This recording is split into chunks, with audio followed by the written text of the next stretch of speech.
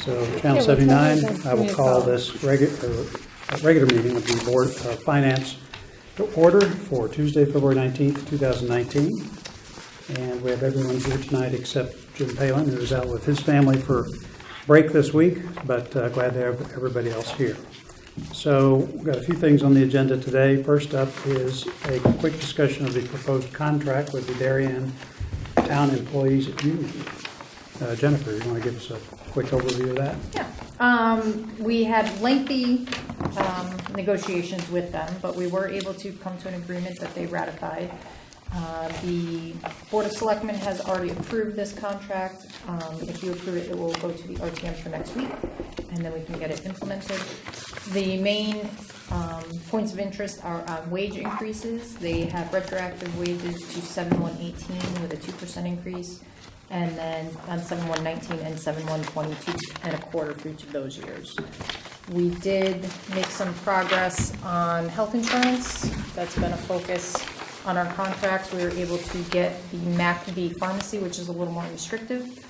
And we do have employee cost shares increasing 7/1/19 to 7.5%.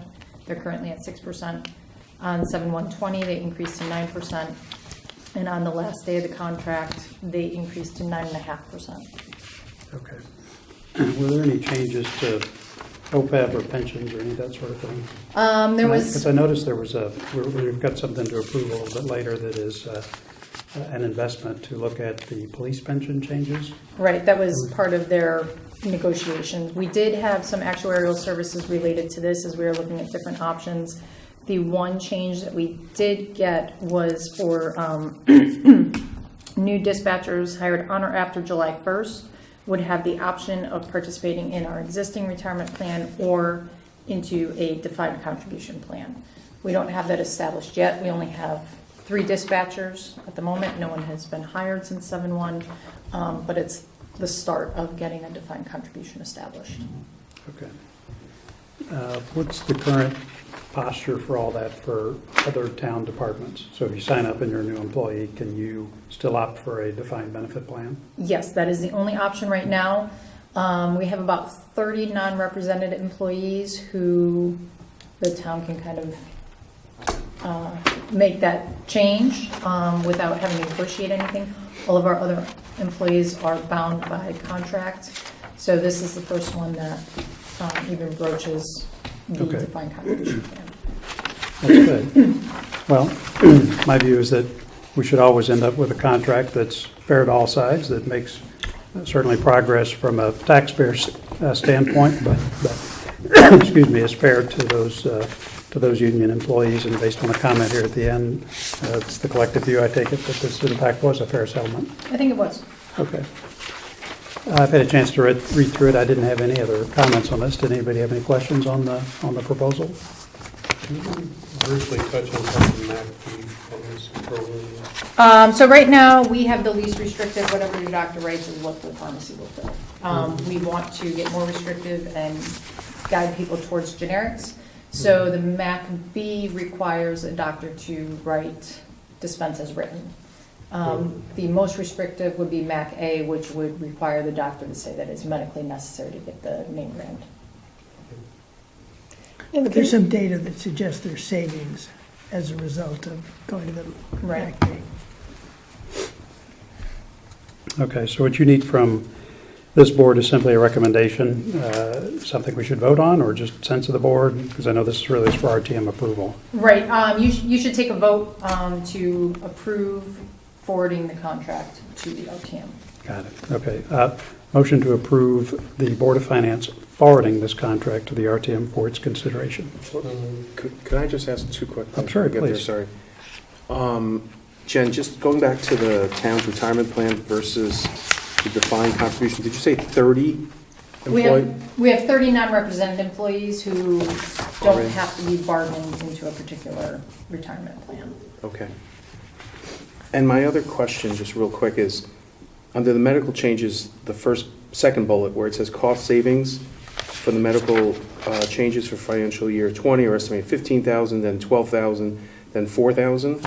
What am I missing there? Because if the employee's portion is going up, it's going up to 7.5, 9, and 9.5, shouldn't the number be going up in terms of savings? But the addition That's per year. further. Right, it's Wow. incremental, so we get Oh, an 15,000 the additional. first Sorry, year, okay. an additional 12 the next year. And then an then additional on top of that, okay. Just misread it. Okay.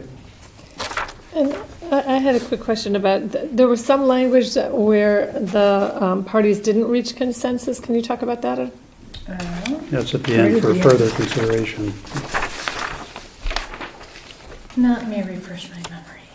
Last sentence of the last- last paragraph. Yeah, it's the Before last- summary. Parties did not. Oh, so the main issue that we did not reach consensus on was we're trying to provide flexibility in the language to allow us to look at town hall hours being something other than a Monday through Friday, 8:30 to 4:30. The contract right now has language that says after 7 hours in a day, they get overtime. After 8 hours in the first hours of straight time, after 8 hours, they're at time and a half. What we were able to accomplish was providing more general language on what a workday is. It's generally 8:30 to 4:30, but it can be changed with bargaining.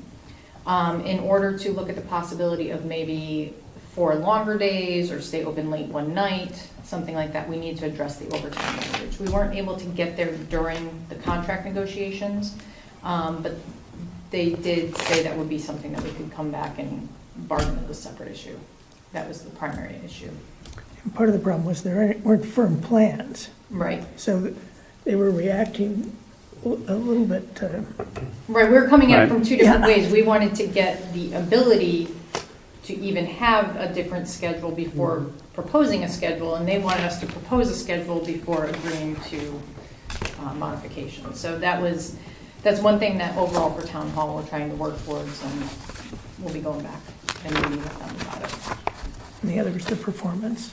With performance evaluations, that's also something that would be new to this bargaining unit, and they were somewhat receptive to the concept of performance evaluations, which are not currently done, but just the actual process, I think, was a sticking point in terms of appealing maybe a supervisor's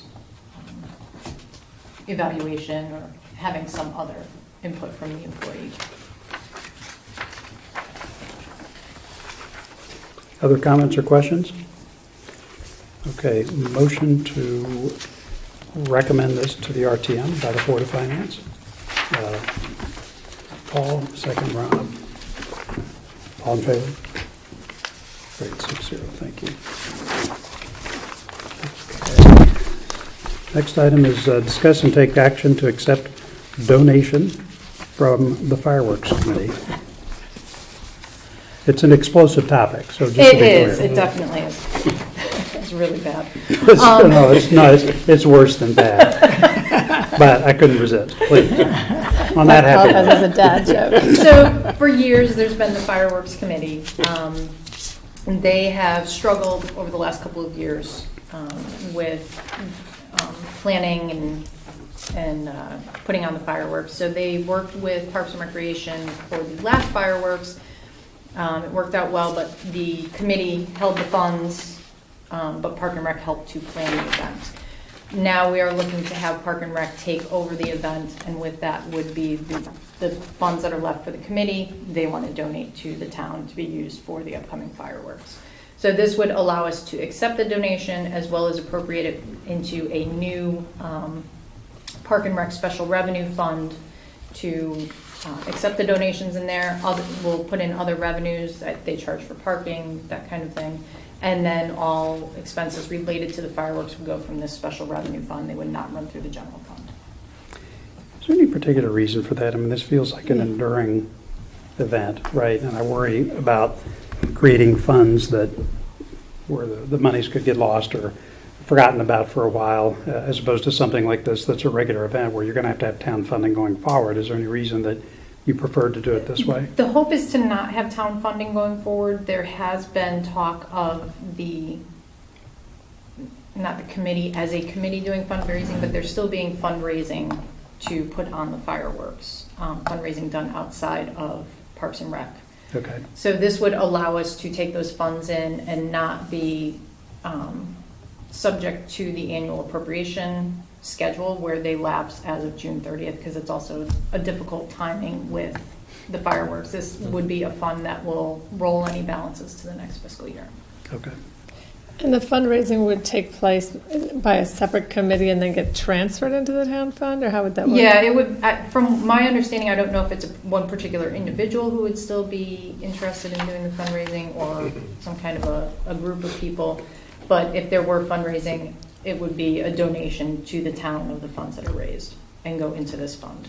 The other thing is being a little bit forward-looking. Parks and Rec, when they got their new position a couple years ago, it was, part of that position was to have planning and these larger events which might have sponsorships or donations. And this fund is something that we could use for those. They have Weed Beach Festival that they just started up and is growing. They'd like to do a big townwide event at Highland Farm.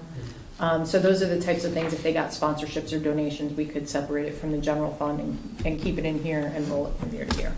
Okay. I'm okay with this. Anybody have any further questions? Okay, motion to approve the resolution as written. Jamie, second. Diana, all in favor? Great.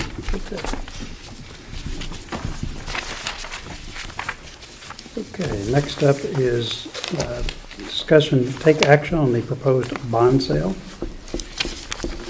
The resolution that you have before you lists the amounts to be borrowed for each of the items. This is pretty much what we talked about last meeting. Two small changes. I believe it may have been Jim Palin asked about the amount that was listed for the turf field, just based on our year-to-date spend. So that, I looked back at the information from Mike Lynch. They expect to spend about $565,000. So originally we had before you $585,000 for that project. I brought it down to $575,000, the $565,000 that they expect to spend, plus $10,000 for issuance costs. And the other change is on the DPW garage. They had a couple of small items come through as they worked through the winter, and they've had to adjust some of the mechanicals and that sort of thing. So we did bump up about $5,000 on the DPW garage just to get them those last few things as they work through the full year since they put the building in operation. So what's There's a little typo here. where, that we probably ought to fix it. You say 575,000 general obligation bonds of the five. Don't we want to just say of the town authorized? No, it's actually because we're issuing $575,000 out of the $585 that was authorized. Oh, okay, gotcha. It's cumbersome wording. okay. So a couple questions. So what's the total bond issuance that's coming from this Total resolution? bond issuance is $4,185,000. What you had before you last month was $4,190,000. And that's just standard to round it up from. Yeah. Right, we issue in $5,000 Okay. increments, so. Yeah, because Okay. it did look like a rounding. Does this, for all the projects for which bonding is contemplated in here, are all those projects currently completed? I mean, the garage is, but I just wonder, are there other straggler expenses that we would reasonably want to pick up in a bonding in the future? The garage is complete, and this is bonding enough to cover all of our expenses. We have not paid the final bills on the high school cafeteria, but this borrows the remainder. This will fully bond what was authorized, because they do expect to spend nearly all of it, and then we're borrowing the rest for cost of issuance. The sewer project is complete. The town hall generator is currently in progress. The Holmes Elementary School roof and skylight is in progress, but we are looking to borrow the full amount. Same with the town hall generator, we're borrowing the full amount. And then there's the baseball field, which is in progress, and we have the estimate that they will spend $565,000 on Okay. that. Does this clean up all the cash deficits that you noted in these projects when we go through that periodic analysis of that? Yes. Okay. That's an important thing because in some prior projects, we were not able to capture those deficits and get them bonded and had to pay them out of fund balance or Correct. whatever, so. And these okay. were, we're borrowing the full amount, but the project is not yet complete. If they end up spending less than we have borrowed, that money can be transferred to another bond authorized project. Terrific, okay. This is really great. Any questions about this? Okay, motion to approve this bonding resolution. Paul, second. Rob? All in favor? Okay, great, 6-0. Okay, next topic up are some transfers. One other item on Oh. this is we have to appoint a Board of Finance representative Oh, I'm for sorry, the I missed bond that. sale. The Oh. sale is scheduled for March 19th. We're usually at 11 o'clock. You can either be in person or by phone. And then. At what time? 11 a.m. Okay. And then the other piece is that we need somebody Can't do it. who would be I'm on available lunch to as well. stop in and sign paperwork before we close. The closing is expected to be April 2nd, so it would be probably that week before that we would need you to just stop in and sign some paperwork. Okay, I mean, I could call in for that. Would anybody like to do this? All right, I'll do it. Okay. Really? You know what, I'll do it, Joe. Either way. I'll do it. You want to do it? Yeah. Let's let Rob do that. 19th, 11 a.m., right? Yep. Thanks, Rob. Yeah, thank you, Rob, that's great. If there is any time, any change in the time or the date, I'll let you know. Thanks. Great. I could stop by in a second if that's useful. It has to be signed by the same person who Oh, sorry. does the Oh. sale. All right, well, there you go. You got a big old, you got A a big- big pen? A big axe. One of those. A silver That signs pen. multiple. We don't do that anymore. Oh, jeez. All right. You've taken all Take the it back, John, elegance. it's all yours. Right. I'll just come in and put an axe. It's about all I can manage. Okay, transfers. The first transfer is from the police department. They have a captain who is retiring the end of this month. Therefore, they need to look for internal promotions, or they are expecting internal promotions. They do not have a list of eligible individuals. So they need to test in order to create the lists for lieutenant, sergeant, captain, lieutenant, and sergeant. So we expect kind of a domino effect as they move through. To do so, they are looking to use BadgeQuest, who is a very common provider of tests, and it will be $36,000. The lists that come out of the tests are good for 2 years. Okay, we've had these guys do this work before in previous promotions, so this is not unusual at all. First of all, congratulations to Captain Lawler. I mean, that's a great thing, and we really appreciate his service, but this all seems fine to me. Does anybody have any questions? I have one question. The process suggests there'll be a lot of candidates. Yeah. I think they have to look at everybody, though, is the reason for that, right? I think everybody has the opportunity to take it. Okay. I see, because I was thinking that in the scheme of things, there probably wouldn't be a lot of candidates, right? Or- It could, anyone who's in patrol could. They can test apply, to- right? They can apply and move take up, the yeah. test. Yep. all right, well, Is I'm it not gonna- standard practice to have the outside assessors come in to do this? It is.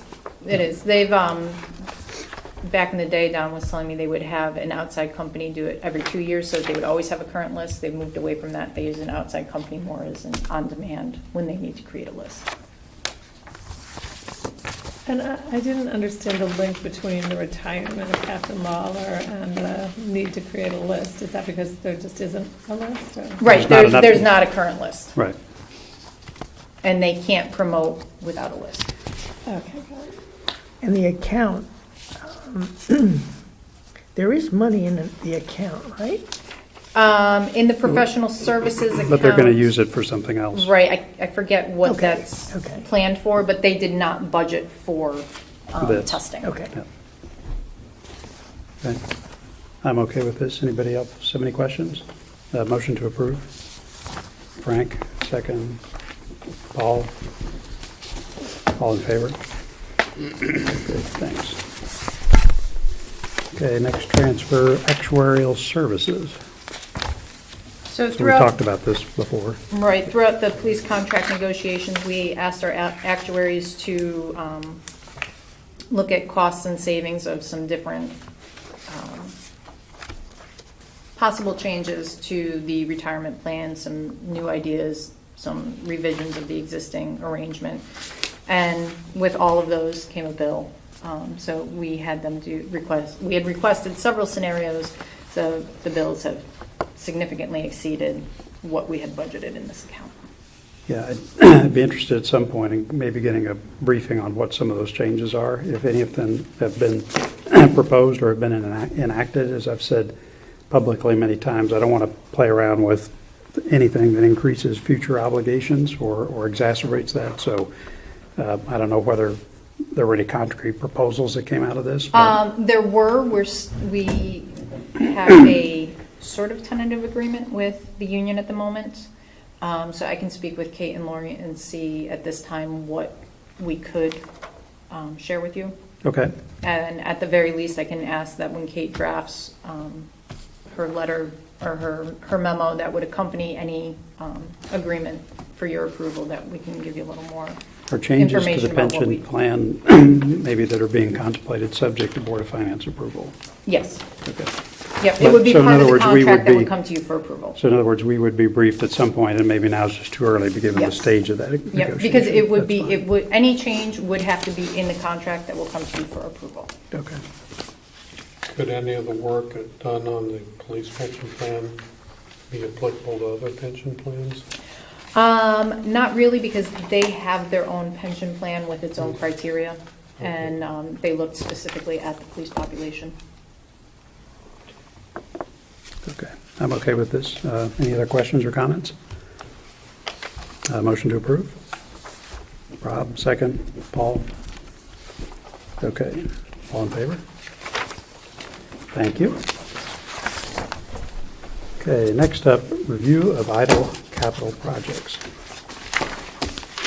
This was what we started in the summer, and we talked about doing this twice a year to look at any project that had not had any expenditures or activity in 18 months. So we do have a handful here. They are all, I think there's a plan for all of them. There are none that jumped out at me as ones that we would want to close. In some cases, it's been either a personnel issue, staffing issue, or in a couple, they had to revamp what they had originally done.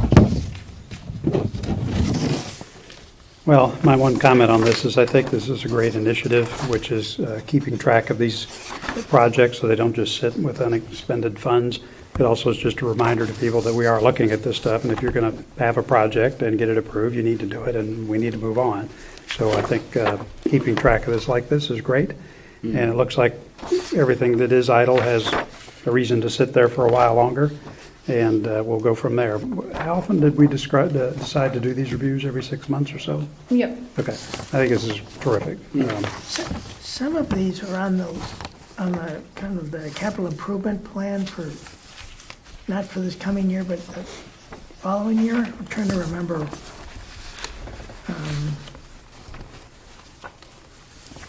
Like the, Were there projects that are listed here that are yeah. sitting there for proposed funding, additional funding? Well, there's a couple on here where the funding's not adequate, and they're like the conversion of natural gas in Rowan Heights, they're going to ask for Right. another 20. So that might be part of Right, it. that's part of, what I was thinking of, and that's the same thing is true of the town hall generator, right? Right, the town hall generator, the budget currently includes $50,000 additional. I'm okay with this. I don't think this needs a vote. Any other questions? Just a review. Nope, I great. found it really helpful. Yeah, this is great, really. Okay. Review administrative transfers.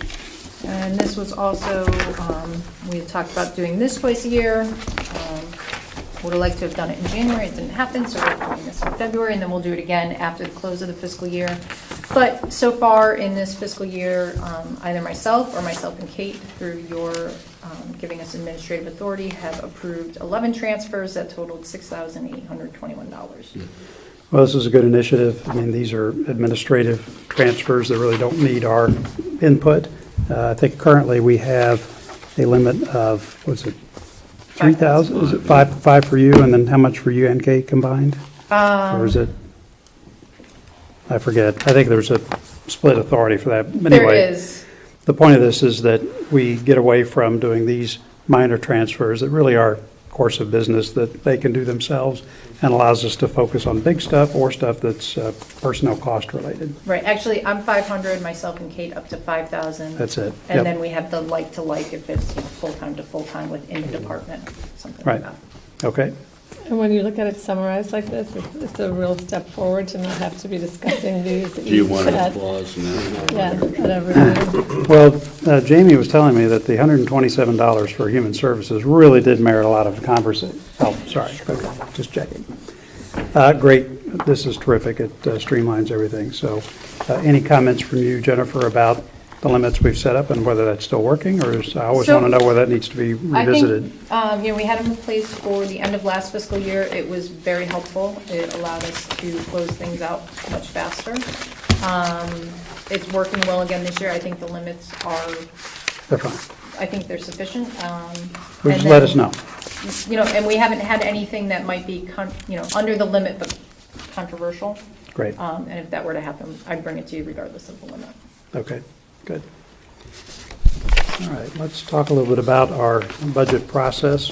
What I did was print out, and Kate updated this for us, so the printouts that you have in front of you of our spreadsheet, this is the same sheet that we hooked up 2 or 3 years ago that we're using again this year to keep track of our budget. This includes not just the expenditures for the operating budget for really the whole town, Board of Education, capital debt service, everything, but also a sense for where we are currently and what's proposed with regard to FTEs there on the right side. So what I wanted to talk a little bit about was just to kind of level set where we are as we start our process. So this sheet has all of the proposed budgets for the Board of Selectmen and the Board of Education loaded in here. And a couple of things that you'll see, one of them is that the Board of Education, Kate or Jennifer did update this for the vote that they took the other night. So if you look on page 2, that's down from almost 3%, down about 3/4 of the way down, where it's got total Board of Education expenditures.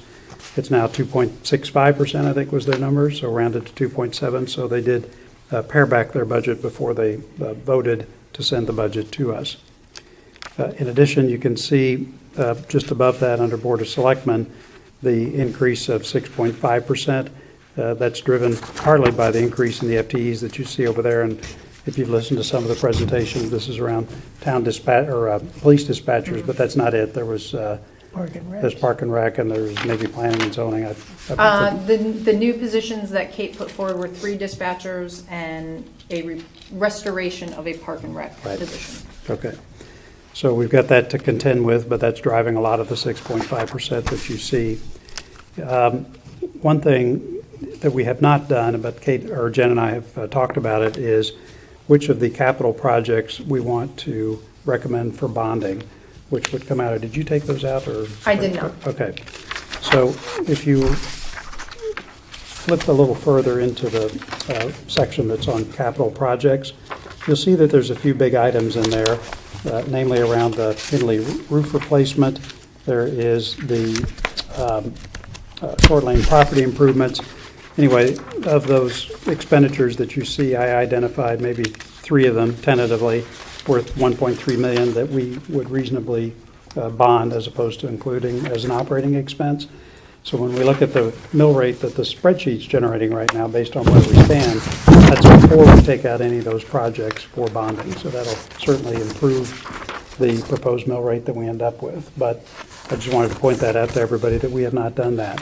One of the things I'd appreciate everybody doing is taking a close look at those capital projects and let us know which ones you think reasonably could be positioned for bonding. The ones that Jen and I talked about, just to make sure we've got that on our list, are it's the Hindley School roof, which was $550,000. Do I have that right? Yep. $550,000. The short lane property improvement, which is $475,000. And there's one other, I've lost it. Highland Farm, 250. Highland Farm, $250,000. The sum of those is $1.3 million. There may be other things that we could consider bonding. I don't like to get super aggressive about that, but anything that meets our general criteria that says, look, this really is truly non-recurring. It's something that's going to manifest its value over an extended period of time, right? It's not a couple of years, but 10 or 15 or 20 years. And it's reasonably large, right? It's not $50,000, but it's not, but it's something that's larger. So those were the three that jumped out at me. Maybe there's a few others that we could take out, but let's give that some careful thought. I'd like to collect your feedback before our next meeting so that in the spreadsheet that we discussed, we can reflect those changes in here and start to get our minds around an evolving mill rate as we march through the process. Where's the Highland Farm? It is up in the town. Should be one of the first ones. That's Yeah.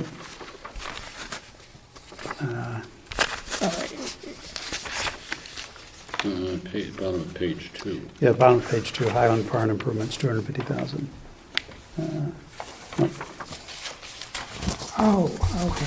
So John, it's the Highland Farms, Yeah, Highland Farm. it's the Hindley, Hindley roof for Hindley roof. 550, It's the bottom of page 2. Highland Farms for Farms, 250, 250. and 475 for the short lane property. Okay?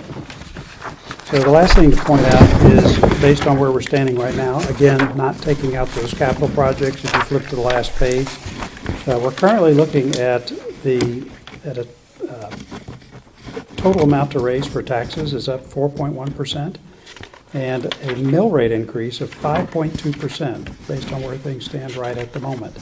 The reason that the mill rate is higher is that the grand list is about $100 million lower. And so something to keep in mind, but based on this right now, this is, again, assuming we've not moved out any capital projects, nor have we cut anything at this point, but we are looking at a 5.2% mill rate increase. Not trivial, and certainly a departure from last year, which actually had a very slight cut. So we definitely have our work cut out for us on this and need to pay close attention to this. But right now, as it stands, we've got a... Seems to be a call to arms, Mr. Zabrowski. It is indeed a call to arms, and we need to take a careful look as a general matter, but we've got a lot of staff increase proposals in here for dispatchers, and there's just a lot to think about.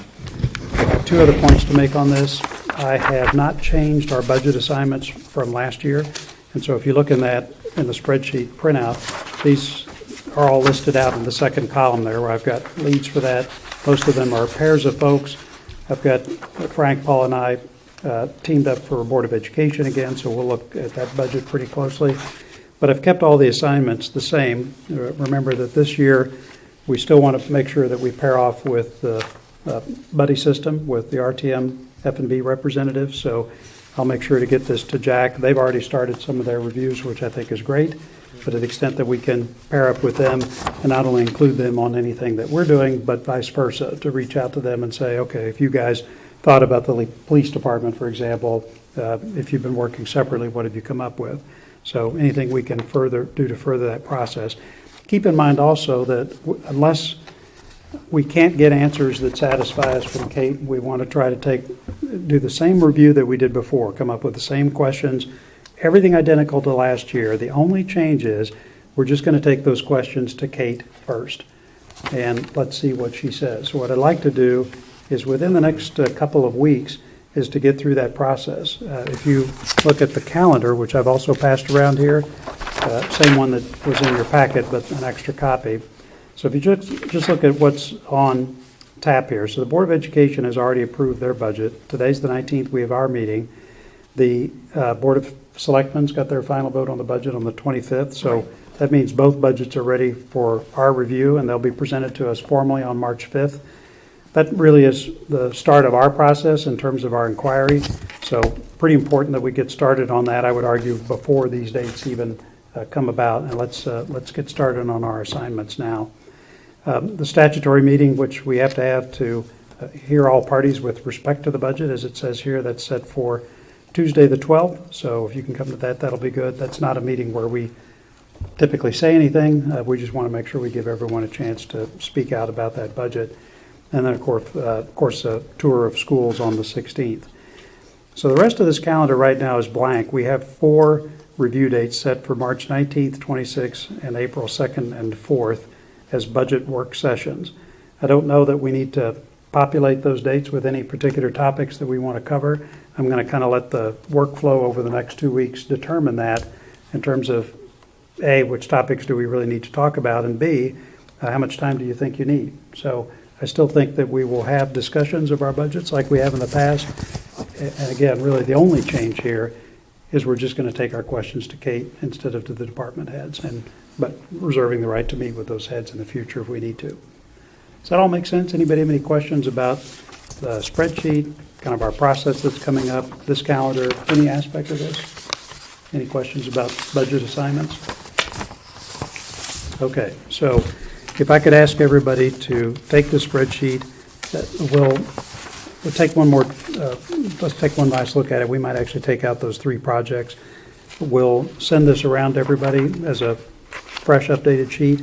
Definitely take a look at that, and I'd highly recommend that you get started on the budgets that are in your area of responsibility. Reach out to Jack separately, that's fine, and coordinate with his team.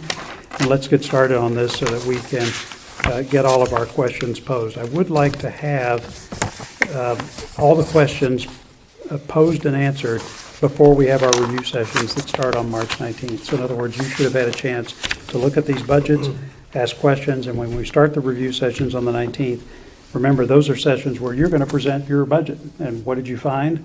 Are you happy with that? Do we need to make a change? Do we pass? Do we move on? What is that? So just keep in mind that deadline. It obviously gives us a month to work on this, so there's definitely time. But please do come prepared to talk about your budgets on these review dates. So what I will do by email is I'll send around a note to everybody that just says, look, these are the 4 dates, and let's just allocate where everybody wants to talk about which budgets, and we will try to populate those so that by the time we get to the 19th, as our first budget review meeting, we've got the budget sessions laid out there as to who's going to talk about what. If we can do it efficiently, maybe we can cancel one of these budget meetings. We don't need all of them, but I'll tee that up in my note as well. Sound okay? Any Sounds questions perfect. about any of that? We have been to this rodeo before. So, okay, that's great. Let's see, financial report. So Jen, you I'm would sorry. sit in with Kate if we talked to Kate? Yeah. Yeah, okay. So financial report. I am happy to report that last month when I told you that the tax collector said property taxes seem to be running a little bit low. By the end of the month, it completely normalized. So she's very comfortable with where we are through the January collection period. I do want to point out that on your report, when you look at the percent collected of budget, this year it's 98.64%. The last 5 years through January is 91.3. That's a little misleading. We have, about a year ago, we put in place a more automated posting of tax collection receipts.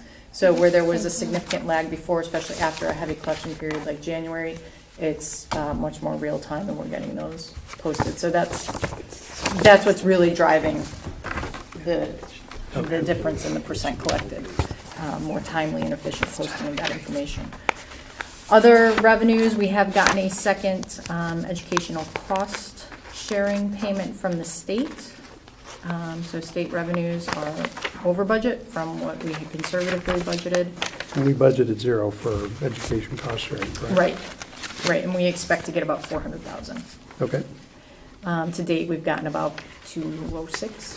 Then on the expenditure side, there's really nothing of concern. Okay. Anybody have any questions on this report? Nope, I did not either. So again, thank you for that. Steady she goes. Looks good. Approval of minutes. What did you want to do with these, Diana? I wanted to table the minutes till next time because there are significant changes and I have a couple of questions to ask. Okay. And some of them are to ask of you. Yeah. But we want to make sure we're clear about your malevolence. Well, it clearly didn't reflect, I think. Malevolence. Mellifluousness. I'm going to actually have to check that. Melli is the Latin for honey. Melli. So, if anything, Just saying. watching Board of Finance meetings gives everyone a chance to hear vocabulary debated with the good senator. Okay, so we will table these minutes until the next meeting. Special assignments and committee reports. So a few things on our list. We've got obviously we've had the union update, so Frank sits in on a lot of these meetings. And I just wanted to say thank you. We really appreciate You know, that. it's kind of fun to spend the time with Jen and I question your standard for fun. No, with Jen, yes, of course, but I just meant in the union discussions. Okay, well, we appreciate that. So it sounds like we're kind of fully briefed on all that, given that that's wrapped up, but thank you for that. Anything on the audit committee? No, did we not discuss that? We had that meeting after, we had the call after our last Okay, Board of well, Finance. all right, great. We had, yeah, thank you very much. So it must have been the same week, right? I think so. Whatever, it was a Friday. Rob, you called in, Yes. and we had a discussion, 2 items. Rob, you raised one. Remind me? No. You got me. What did I did? I Aren't you raised. funny?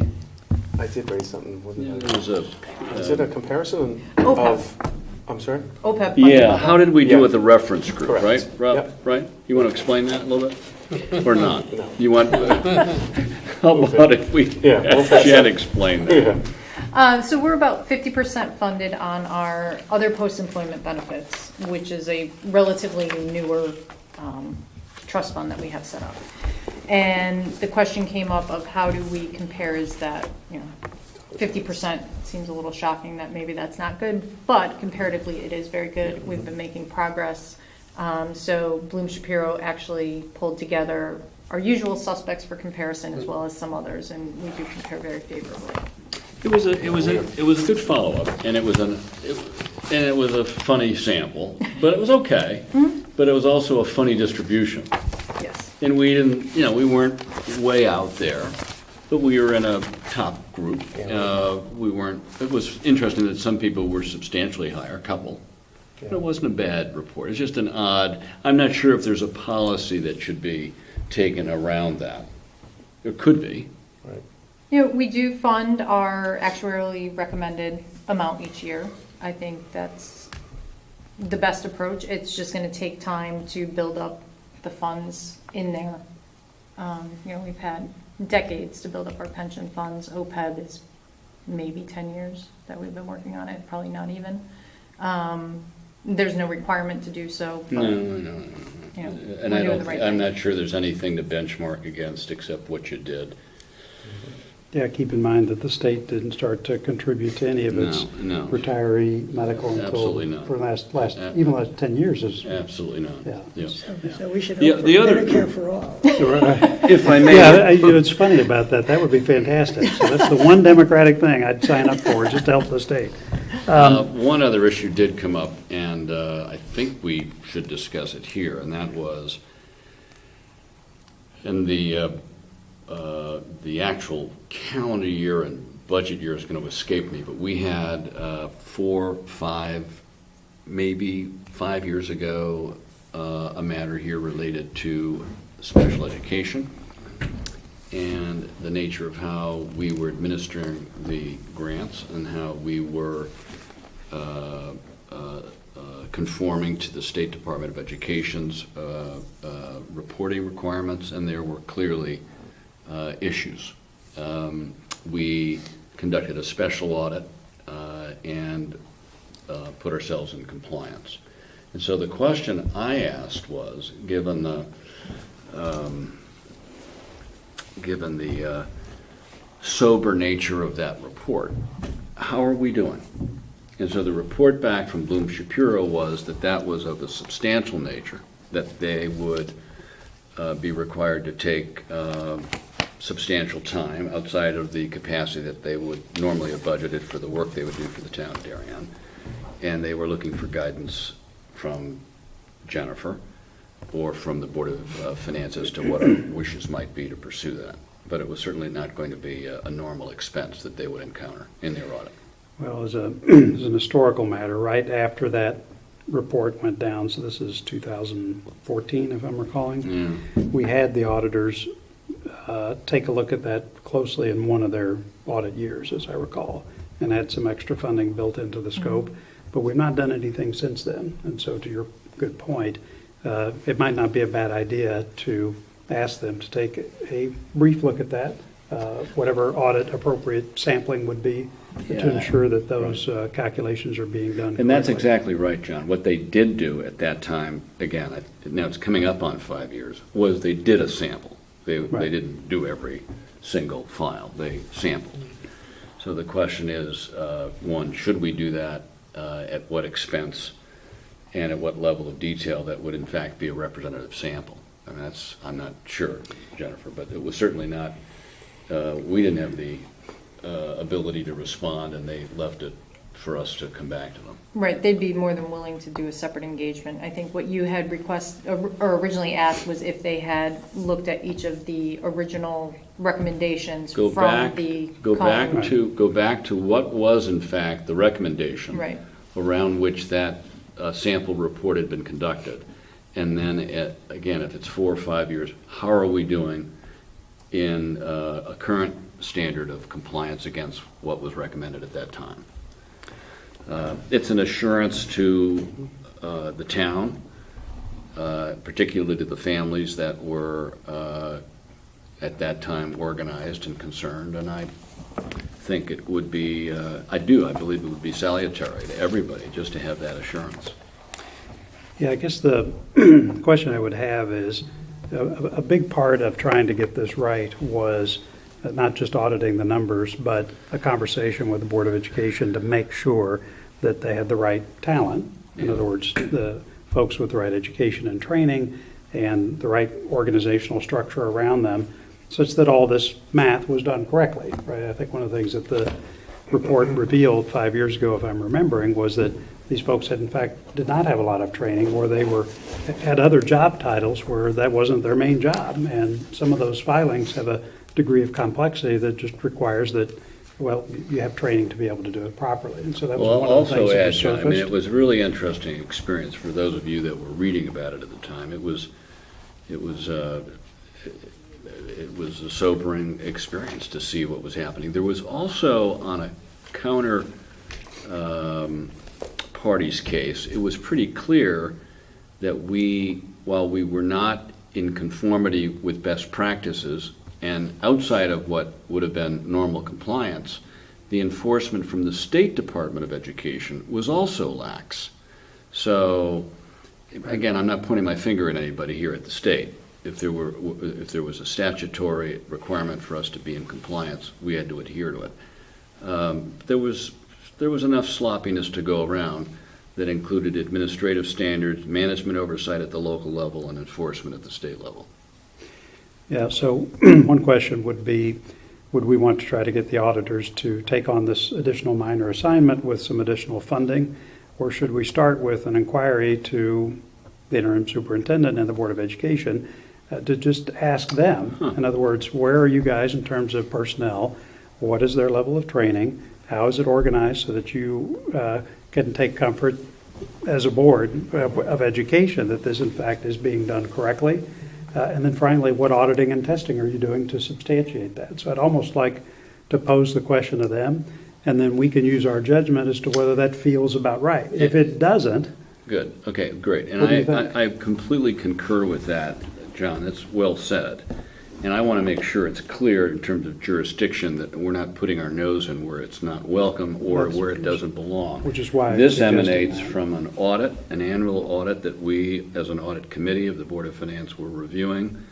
There was a specific federal and state grant supplements to the audit that we had packets for. And it just was an inquiry I was making when it came to the review of the state transfer payments report. Just so it's on the record, this didn't come out of left field. Right, no, that's totally right. Jennifer, comments on? I think your approach is the right one. Yeah, we- Start with them, they're the ones who are implementing, find out how it's going, and then if you aren't comfortable, Yeah. We can reserve dig the right deeper. to do that? Yeah. We Okay. can touch base with them during our review process of Yeah, the that's budget. actually not a bad idea, but that's coming right up. Yeah, I agree. We'll make that. It Good. makes Okay. sense with the change in management and Right. at the, right, Okay. other committees. Jim's not here to talk about the cafeteria. What else do we have? Oh, Pear Tree Point. Building Committee, so there's been a lot of activity there. We had, the RFP was issued to find an architectural firm to help with the design, and we spent a whole day interviewing 5 respondents. There were 5 responses to the RFP, and we shortlisted 3 of them, largely because there were 3 that were within budget and 2 that were well outside the approved budget. And we brought all 3 of those folks back to speak with us, and they all had very credible presentations. But we did end up landing on a firm called Land Tech, and we made that recommendation to the commission to see, to move forward with Land Tech, who were both within budget and met all of the criteria. Great. So that's where we are right now, and we'll be meeting again tomorrow night. So I'm sure that that will be moving forward. Okay, more to come on that. Any other committees or assignments to report on? Okay, Chairman's report. Couple things on my end. The Oxbridge Building Committee for the Oxbridge Elementary School has gotten started. We had our second meeting just the other day, last week, and we're making pretty good progress. There's great talent on that committee, a lot of people with building expertise, and it's pretty good. It's being co-chaired by Kip Coons from the Board of Selectmen and then Duke Deneen from the Board of Education, so we've got the right people chairing that. A couple of things that we're working on right now. First one is, like you guys, selection of the architect, and one of the committee members is spearheading that. One thing that did come up in the discussion was around funding before we get to having a lot of money to be able to do this. And so this is funding required to engage the architects and get some of this preliminary work done, which you kind of have done to get to a bid, to have a number to put to the RTM for appropriation. So just like the Public Works Garage, there needs to be some seed money to get this to work. And one of the things that I recommended was, well, we have to spend the money in a way that it can be bonded in the future. So we'll let Kate and Jen make sure we stay on track with that. But we also don't want waiting for an RTM appropriation for this initial funding to slow this down. One thing I am worried about, though, is that to get through all of these, all the work that's actually required to even get to the bid, let alone actually start the project, I think we are under a very tight time frame to get this finished in the time frame that they proposed for the project. I'm a little skeptical about that, but I've emphasized to them that they should not be waiting on any of this. We have Board of Finance contingency money to fund some of this stuff immediately without an RTM discussion. I emphasize at the same time that we're going to include them in the entire process, right? No decisions are going to be made about spending Board of Finance contingency on this unless it's necessary, without having a discussion with the right folks from the RTM. So we'll be careful about that. I just don't want that process to slow this effort down, given the tight time frame. In any case, we're going to be in constant communication with everybody. This is just a vehicle to provide funding quickly if we need it, so things aren't slowed down. So that's where we are on that. Jennifer, any questions or comments? Do you have a rough estimate of what that design amount might be? So I'm recalling it was a couple $100,000 just for the Public Works Garage. So if we're talking about something that's 10x the size, I don't think it would be 10x that fee, but certainly $500,000 could be something that we need to come up with. But keep in mind, the Board of Finance contingency would be used if we need something before we can get to an RTM appropriation date. So we're going to be mindful of the RTM's calendar, and if it is money that's needed because we simply have to get started before the RTM is in a position to approve an appropriation, that's the only reason we would spend this, and we would do it in consultation with them. So more to come on that, but we don't have a firm number. But we wouldn't run past the number. The budget number is like 400 typically, right? I mean, something like that. I Well, don't quit. you have your capital contingency, which is 800,000. About 800,000, Yeah. which is what I would envision for this. Okay. Yeah. And I will double check with bond counsel what the process is if we were to appropriate and then get a bond authorization afterwards, what the allowable expenses are and what the timing would have to be. Yeah, I don't want to spend this money and then not be able to bond it later. Because as part the of intention project. is that we would bond the full Correct. amount. Yep. The only other thing to mention is that there are lots of proposed rules and proposed legislation emanating from Hartford that could have a significant impact on the town of Darien, from school regionalization to segregation of property tax revenues to all kinds of things that could become very, very expensive for this town. So we have previewed this as part of the State of the Town address in December, where we did some scenario planning just to give everybody a sense of how expensive that could be. I think at the top of the list is teacher pension sharing. We don't know what that number is going to be, but now there are formal proposals to do exactly that and to get towns to partake in the funding of those pensions. So more to come on that. I mean, I certainly recognize that the governor's got his work cut out for him if he's going to try to address some of these issues in a responsible way and do it in a fashion that tells the world that Connecticut is resolving its problem and is in a position to create an environment that is business and job growth friendly. And that's the only thing that's actually going to solve these problems. So he's right to pursue this, but we are certainly potentially looking at some serious things coming down the pike. As these resolutions start to crystallize, one of the things I want to try to do is with the model I set up for the December presentation is to capture those things and then get back to all of you with here's what we're hearing in terms of numbers once they start to quantify it, and let's just take a look at it. But I think the main thing to keep in mind is there's probably not much we can do about it. This is a small town, and that's in a very big pond. And the main thing, though, we can do is make sure taxpayers are kept informed so that we can always tell them, this is what we're hearing, these are the numbers that are being presented to us, and these are the implications for you, the taxpayer. Your mill rate's this, here's what you're going to pay on top of that for what we're hearing. And here are the numbers of the relevant representatives to call. Let me add, John, that this is the odd year, so it's what's known as the long session of the legislature that meets normally between January and May. And so it's often out of kilter with our timeline. And we're at a time and place right now where some recommendations are made by the House and or Senate committees of jurisdiction, but are typically driven by the Office of Policy and Management. That's where you're going to see most of these ideas that will be coming out. There'll be some back channeling and some work done by various advocacy groups, but largely these ideas are in very tight quarters. They're held pretty close to the vest, and then when they're feathered out into the public, as this regional education plan was, that came from the Senate Majority Leader in the Senate, Martin Looney.